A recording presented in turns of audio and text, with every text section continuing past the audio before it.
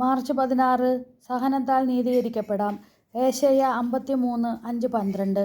നമ്മുടെ അതിക്രമങ്ങൾക്ക് വേണ്ടി അവൻ മുറിവേൽപ്പിക്കപ്പെട്ടു, നമ്മുടെ അകൃത്യങ്ങൾക്ക് വേണ്ടി ക്ഷതമേൽപ്പിക്കപ്പെട്ടു.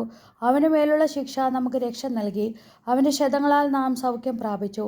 ആടുകളെപ്പോലെ നാം വഴിതെറ്റിപ്പോയി, നാം ഓരോരുത്തരും സ്വന്തം വഴിക്ക് പോയി. നമ്മുടെ അകൃത്യങ്ങൾ കർത്താവ് അവൻ്റെ മേൽ ചുമത്തി. അവൻ മർദ്ദിക്കപ്പെടുകയും പീഡിപ്പിക്കപ്പെടുകയും ചെയ്തു, എങ്കിലും അവൻ ഉരിയാടിയില്ല.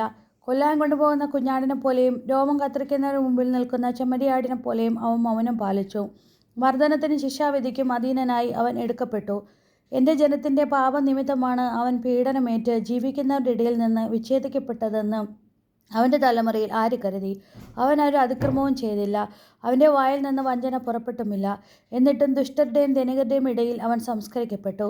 അവന് ക്ഷതമേൽക്കണമെന്നത് കർത്താവിന് ഹിതമായിരുന്നു. അവിടുന്നാണ് അവനെ ക്ലേശങ്ങൾക്ക് വിട്ടുകൊടുത്തത്. പാപപരിഹാര ബലിയായി തന്നെ തന്നെ അർപ്പിക്കുമ്പോൾ അവൻ തൻ്റെ സന്തതി പരമ്പരയെ കാണുകയും ദീർഘായുസ്സ് പ്രാപിക്കുകയും ചെയ്യും. കർത്താവിൻ്റെ ഹിതം അവനിലൂടെ നിറവേറുകയും ചെയ്യും.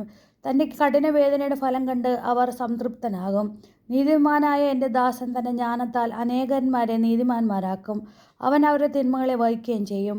മഹാന്മാരോടൊപ്പം ഞാൻ അവന് അവകാശം കൊടുക്കും. പ്രാർത്ഥന. കർത്താവായ ദൈവമേ, ഏശയ്യാ പ്രവാചകനിലൂടെ അങ്ങയുടെ സഹനദാസൻ്റെ ചിത്രം ഞങ്ങളുടെ മുമ്പിൽ അവതരിപ്പിക്കുന്നുവല്ലോ. പാപത്തിൽ നിന്ന് മോചനം നേടാൻ സഹനബലി അനിവാര്യമാണെന്ന് ഞങ്ങൾ അറിയുന്നു.